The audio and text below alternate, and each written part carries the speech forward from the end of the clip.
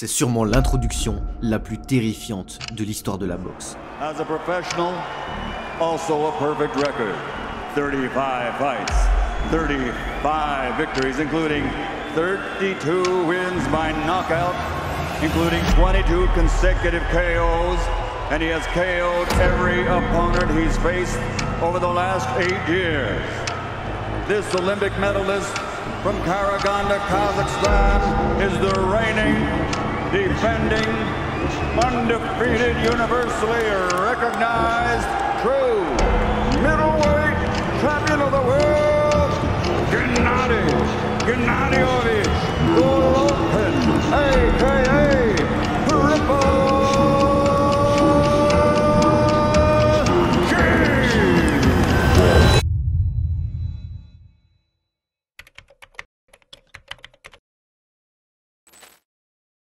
L'Asie centrale, sûrement la terre qui fournit les combattants les plus redoutables du XXIe siècle. Marquée par des décennies de communisme, une pauvreté omniprésente et des opportunités limitées, elle a créé des jeunes hommes forgés dans la douleur et la dureté de leur environnement. Mais de ces guerres naît un besoin, celui de savoir se défendre. Et cette dure réalité a créé des vocations et poussé de nombreux jeunes à avoir une vie dédiée aux arts martiaux. On retrouve parmi eux Khabib Nurmagomedov, Arthur Beterbiev et Shavkat Rakhmonov. Mais le plus redoutable d'entre eux vient du centre du Kazakhstan, une région du monde connue pour la famine pendant l'ère soviétique qui a tué près de 1,5 million de Kazakhs, mais surtout un peuple fort et révolutionnaire qui n'hésite pas à se rebeller contre ses oppresseurs. Ce sont des guerriers habitués à la guerre. Et c'est dans ce contexte que naît Gennady en 1982 à Karaganda dans une famille de mineurs de charbon. Il a deux grands frères et un frère jumeau, Maxim Golovkin. Il en était très proche et ce sont eux qui l'ont initié à la boxe parce que même s'il préfère le foot, ce sont ses deux grands frères qui le forçaient à regarder des combats de boxe.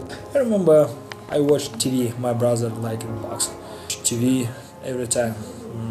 Mike Tyson, Muhammad Ali, and Sugar Ray Robinson. Mais on est bien loin d'une histoire paisible entre frères qui grandissaient et jouaient ensemble. Parce que lorsqu'il se baladait dans la rue, il le forçait à se battre avec des inconnus. Et lorsqu'il lui demandait s'il avait peur, il répondait que non. Car même à cet âge, Golovkin était un dur à cuire qui n'avait peur de personne. Mais tout va être chamboulé en 1990. Il n'a que 8 ans et ses deux grands frères rejoignent l'armée soviétique. Il perd son premier grand frère au combat la même année et 4 ans plus tard, il perd le second. À ce moment, il est détruit et la douleur est tellement grande que cette cicatrice va le suivre toute sa vie. Une seule chose lui remonte le moral, c'est la boxe, en souvenir des moments qu'il partageait avec ses frères. C'est à ce moment que lui et son frère jumeau décident de commencer la boxe et d'utiliser cette tragédie comme une motivation. Et si beaucoup commencent la boxe comme un loisir et une minorité se lance dans le but de faire des combats, lui se lance avec un seul but qui va devenir une obsession, devenir le meilleur boxeur de tous les temps. Mais il rencontre un autre problème, ils ont très peu de moyens et ne peuvent pas se concentrer à la fois sur la carrière de Gennady et de son frère jumeau. Ils doivent alors décider quel enfant sera le boxeur pendant que l'autre participe à subvenir aux besoins de la famille. Et ce choix se fera sur un seul critère, Gennady est plus vieux que son frère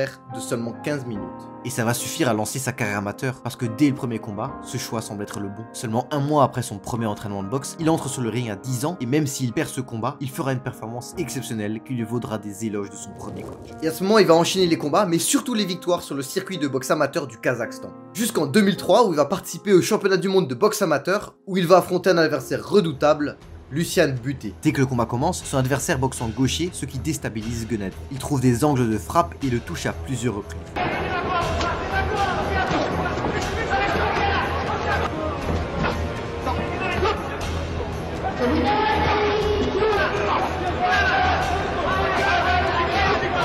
Il le touche violemment avec plusieurs uppercuts, forçant l'arbitre à le compter dans le troisième round.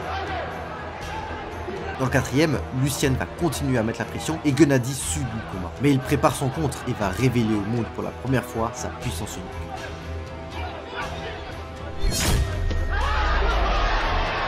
Et il finit par remporter cette victoire.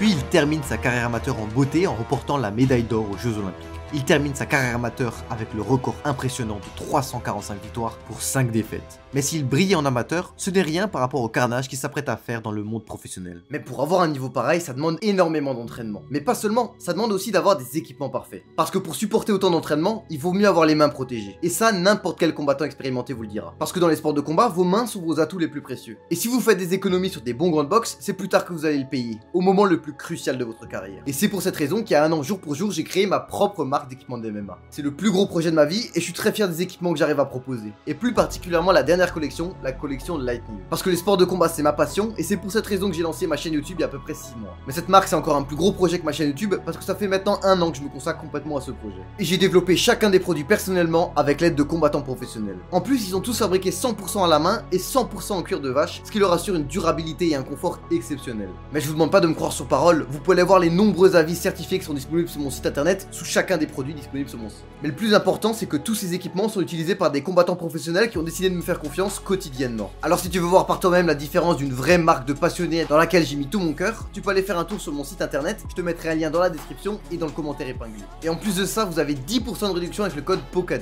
Donc c'est vraiment artisanal, le stock il est entreposé ici, on n'a pas encore d'entrepôt pour l'instant. Donc c'est moi qui fais tous les envois des commandes et tout est stocké dans ma chambre d'enfant. Ici on a tous les gants de boxe de la nouvelle collection. Donc ça c'est tout le stock et dès que vous commandez, moi je viens dans la journée et j'expédie, c'est pour ça qu'il y a livraison à 2 à 4 jours. C'est la première fois que j'en parle autant sur ma chaîne YouTube et c'est l'occasion pour moi de vous proposer un produit vraiment qualitatif qui va vous tenir et vous durer des années. Et je voulais vous remercier pour tous les retours et l'engouement qu'il y a autour de la chaîne en vous proposant un produit qui est gagnant-gagnant. Donc merci à tous ceux qui me font confiance, vous serez pas déçus par la qualité, je vous le promets. Mais revenons au Triple G. Il vient de passer pro, mais il manque d'opportunités au Kazakhstan et décide alors de déménager en Allemagne pour commencer sa carrière. Il se fait alors rapidement connaître pour sa puissance dévastatrice parce qu'il a un ratio de KO de 90%. Avec lui, chaque coup envoyé peut être le dernier du combat. Il rafle la division en accumulant 16 victoires, dont 13 par KO. Et pour son 17e combat professionnel, il obtient une chance pour sa première ceinture dans un combat pour le titre face à Milton Nunez. Ce combat sera une masterclass. Il est précis, chaque coup est impactant et fait mal, et il terminera le combat par un KO lors du premier round. Yeah, well, at this point, this is when I start to get concerned when I see Rosado not fighting back. As long as he's fighting back, to a degree, you got to give him a shot. But right now, he's looking to survive. He may have to come in and help. Gagner un titre mondial est une consécration, et Gennady le sait. Mais il y a autre chose qu'il sait aussi, c'est que tous les titres mondiaux ne se valent pas. Et même si devenir champion intérimaire WBA est réservé à une petite minorité de combattants d'élite, ce n'est pas le plus prestigieux, car ce n'est pas la meilleure organisation. Et lui ne va pas se contenter de ce titre, car ce qu'il veut, c'est devenir champion du monde dans la meilleure organisation. Et là, je vais faire un petit point sur les différentes organisations et les ceintures de boxe parce que c'est un peu le bordel et on peut s'y perdre très facilement. Pour commencer, on a la WBA. C'est la plus ancienne, elle a été fondée en 1921 et c'est dans cette organisation que Triple G vient de remporter son titre. À un détail près qu'il est champion intérimaire et en gros c'est la version Eco Plus du vrai champion de la catégorie. Elle fait partie des 4 meilleures organisations mondiales, mais parmi les 4 principales, c'est certainement la moins prestigieuse. Ensuite, on a la WBC qui est certainement la plus prestigieuse et on la reconnaît grâce à sa couleur verte caractéristique. Ensuite, on a la WBO et c'est la plus célèbre parce qu'elle a eu des champions très médiatisés comme Tyson Fury ou Terence Crawford. Et pour finir, on a la IBF qui est celle avec le règlement le plus strict parce qu'il y a un champion et la liste des différents contenders et c'est impossible de gruger. Chaque combat est fait dans l'ordre, il n'y a pas de passe droit et c'est assez rare dans le monde de la boxe pour être souligné. Ce sont les 4 organisations principales de la boxe anglaise et le graal ultime de tout combattant de boxe, c'est devenir champion dans les 4 organisations différentes. Très peu de boxeurs ont réussi à atteindre ce titre. Voilà, donc maintenant on y voit beaucoup plus clair. Donc si t'apprécies la vidéo, n'hésite pas à t'abonner, laisser un like et un commentaire. Moi ça m'aide énormément, merci à toi si tu le fais. Donc Triple G vient de remporter son titre WBA intérimaire qui est un accomplissement incroyable. Mais vous vous en doutez, Gennady vise loin, beaucoup plus loin. Donc après avoir oblitéré sa division en Allemagne, il a l'opportunité de combattre au HBO aux États-Unis, qui lui permet non seulement d'avoir une exposition mondiale, mais surtout d'accéder aux combats pour le titre les plus prestigieux. Contender Gennady Golovkin tonight, folks. It's not going to be like the first fight. Wondering who might be winning on points, maybe a punch here or there, may win a round. Golovkin comes to knock you out. La marche est haute, mais c'est dans l'adversité que les grands champions se révèlent. Il fera ses débuts contre un adversaire redoutable. Son nom est Proska et il comptabilise 28 victoires pour une seule défaite. Right hand from Golovkin and Proska gets hurt. Down he goes. Because he keeps his weight in the middle. As you see, he doesn't put all of his weight forward at no time in the fight. Right there, even when you throw him. Il le mettra au tapis dans le 4e round et le terminera dans le 5e. Good left hand to the body and left to the head. Down goes Proska. He's showing a tremendous heart, being in with probably the hardest puncher he's ever seen in his life, and he's still giving us all he has. Oh, right hand hurt Proska. Golovkin steps in and down he goes. First fight here in America. How do you feel after this kind of a performance? I'm happy now. This first fight in HBO. Thank you so much, special for HBO. This is my dream in fighting in HBO, on HBO, and at America. I'm happy now. Son deuxième combat sera contre Gabriel Rosado qui sera un tel bain de sang que son coach décide de stopper le combat par lui-même de peur qu'il ne perde la vie.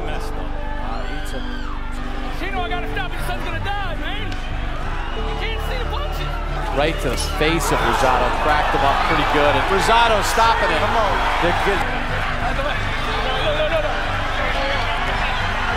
Avec des résultats aussi impressionnants, Gennady se fait rapidement un nom dans la boxe. Beaucoup l'encensent, certains le rabaissent, mais une chose est sûre, tout le monde sait qui il est. Il enchaîne les KO les uns après les autres, et si une chose ressort de ses combats, c'est la puissance de ses coups. Chaque personne l'ayant affronté en témoigne, il a une puissance surhumaine. Il met la pression constamment, c'est sa volonté contre celle de son adversaire, et il gagne systématiquement. Sparring with Golovkin, it seemed like, yeah, I'm turning this down. Gennady likes to do 4-minute rounds.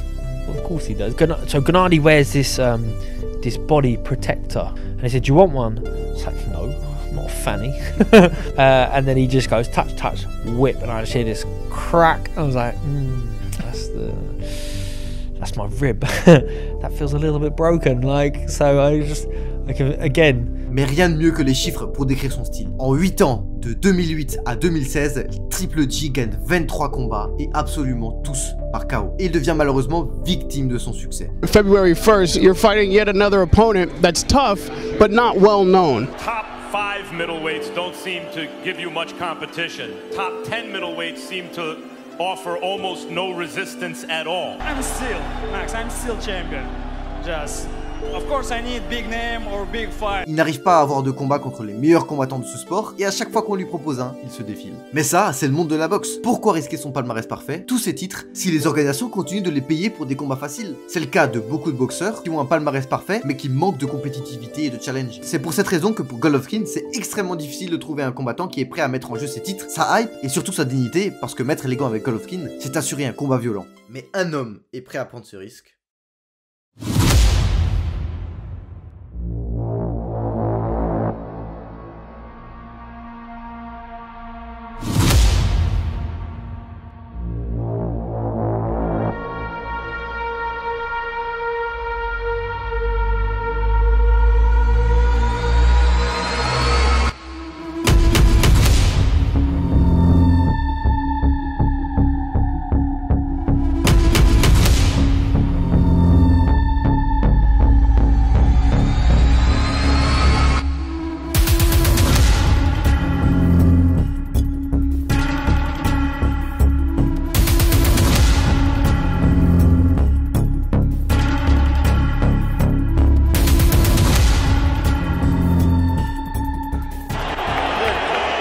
Who is it?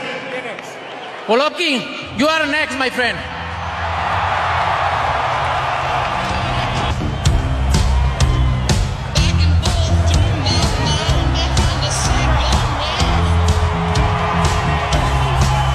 Triple G, is there anything you'd like to tell Canelo? Good luck in September. Canelo, anything you'd like to tell Triple G? La suerte es para los mediocres, my friend.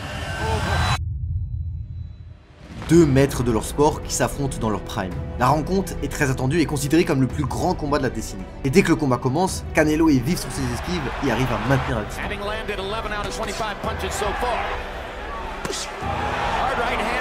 Upper body movement from Canelo, making his Golovkin's time in his life. Well, you mentioned it before, both Canelo's power and his skills and counterpunching abilities. Fight has not yet broken out. What I'm saying, the counter. Mais la fougue du jeune Canelo va rapidement s'essouffler au profit de l'expérience et de la stratégie méticuleuse de Triple G. From time to time. Now works well for him, and it works. He walks right through it. Puts him back against Canelo back with the right hand.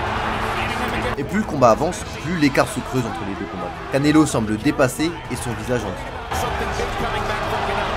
Triple G to get countered is the headhunt when Canelo's on the run. Triple G cutting off the ring is also. To really accept what might come back. Il a un sursaut dans les derniers rounds, mais malheureusement, ce dont il a besoin pour remporter la victoire, c'est d'un KO.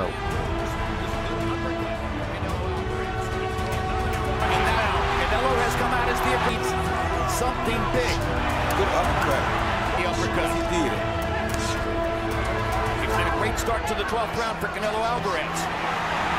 He's been accurate. She's walking right through those big punches. It's been a huge round for Canelo Alvarez so far. And now Golovkin tries to come back. Backs Canelo up. Le sort de Canelo semble être scellé et quand la cloche retentit, c'est presque écrit sur son visage. Mais ce soir, Le monde de la boxe n'avait pas intérêt à ce que Triple G gagne. Adelaide Bird scores it 118 to 110 for Canelo. Dave Moretti scores it 115, 113 for Triple G. And Don Trella scores it 114, 114. This is officially a draw. Ajoutant une décision corrompue de plus à la longue liste de la boxe anglaise. C'est ainsi qu'il recroise le fer 2 ans plus tard, mais cette fois-ci, la revanche ne va pas se dérouler comme la première. Mais cette fois-ci, le combat est plus serré que le premier. Dès le début du combat, Canelo met la pression, forçant Gennady à reculer, et pendant les 3 premiers rounds, il n'enverra que des jabs pour maintenir un titre. A little heavier on that. Good three-punch combination by Canelo's getting loose. Good. Golovkin can't box in the middle of the ring. Au fur et à mesure du combat, il délie son jeu et varie les coups, ce qui lui permet de toucher durement Canelo. Going to the scoreboard, he's looking for the knockout, which is of course dangerous against Triple G. Canelo meant exactly what I thought he meant, and tonight ain't nothing able to nobody else to do about it. Les deux se livrent une guerre et Canelo lui rend coup pour coup. Now is he landed and he catches the right hand straight back. Canelo answering right away because Canelo knows how to fight this style of fight, Jim.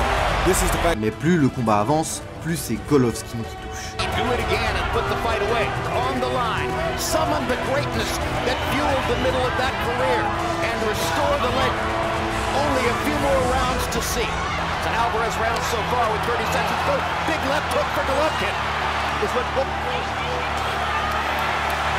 Left hook. Exhausted on their feet. 10 seconds to go. Up for Golovkin. Who gets the last shot? Golovkin. À la fin du 12e round, les spécialistes s'accordent pour dire que c'est Triple G qui a été le plus dominant. C'est une fois de plus Canelo qui remporte la victoire, infligeant à Triple G sa première défaite en carrière en lui prenant tous ses titres. Et si une revanche immédiate aurait pu enterrer la rivalité, ce ne sera pas pour tout de suite. Parce que Canelo ira rafler les ceintures dans 2 catégories de poids différentes, tandis que Golovkin ira unifier les ceintures en middleweight. Mais à cause de ces décisions controversées, la rivalité n'est pas encore enterrée parce que leur chemin va se recroiser en 2022. Cependant, Triple G a 40 ans et n'arrivera pas à contenir Canelo qui lui est à son prime à 32 ans. Lorsqu'il arrive à mettre la pression, la puissance de ses coups n'ont plus le même effet. Canelo est d'autant plus précis et remporte cette fois-ci une victoire méritée par décision.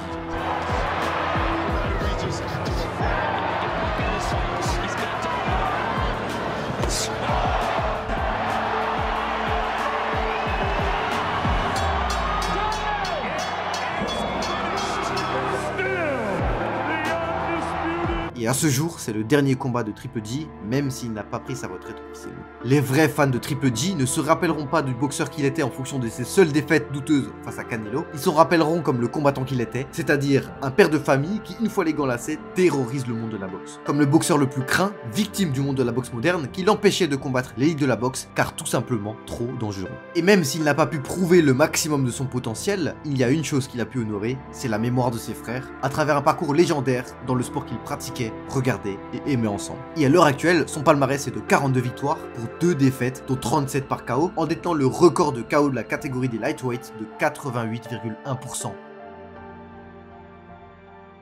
Cette vidéo arrive à sa fin, mais il n'est pas tout à fait terminé, alors reste parce que j'ai 2-3 trucs à te dire. Au moment où j'enregistre ça, je viens de passer les 20 000 abonnés sur la chaîne YouTube. C'est juste phénoménal. Je crois que j'ai réellement commencé YouTube il y a 5 mois maximum. Donc atteindre déjà les 50 000 abonnés et avoir autant de vues sur mes vidéos, c'est juste phénoménal. C'est grâce à mon travail bien évidemment, mais aussi à vous qui êtes là au rendez-vous sur chacune des vidéos, qui laissez des commentaires. Et moi ça me motive énormément parce qu'il faut savoir que chacune de mes vidéos storytelling où je prends des extraits de la boxe et tout, c'est complètement démonétisé. Donc ce qui me motive, c'est voir que les vidéos fonctionnent bien. C'est tous les likes et tous les commentaires que je lis parce que je les lis tous vos retours, ça me fait énormément plaisir. Moi, ça me motive à poster des vidéos, à vous faire kiffer parce que je vois qu'il y a de l'engouement autour de la chaîne. Et l'information la plus importante, c'est que je suis en train de travailler sur le plus gros projet de la chaîne YouTube. C'est quelque chose qui me tient vraiment à cœur et c'est pour tous les combattants de sport de combat ou alors ceux qui veulent s'y mettre. Donc si tu veux pas rater ça, inscris-toi à la newsletter que j'ai mis dans la description. En plus de ça, j'ai fait un Discord communautaire. Donc ça permet à tous les combattants de s'aider, de se donner des astuces, des conseils sur leur entraînement, leur planification sur les combats et tout. Il y a énormément d'entraide, c'est vraiment dans la bonne ambiance pour tous les combattants qui veulent performer et faire les choses de la manière la plus efficace possible. En plus de ça, je suis en train de préparer un combat pour le 8 février. Donc si tu veux suivre ma préparation, mes entraînements, sur lesquels je suis en train d'appliquer mon programme d'ailleurs, ça se passe sur mon Instagram, le lien est également dans la description. Sur ce, merci à toi si tu as regardé la vidéo jusqu'au bout, ça me fait vraiment plaisir. Et on se retrouve très bientôt pour de prochaines vidéos. Il y a du très lourd qui arrive sur la chaîne, alors si t'es pas abonné, abonne-toi directement.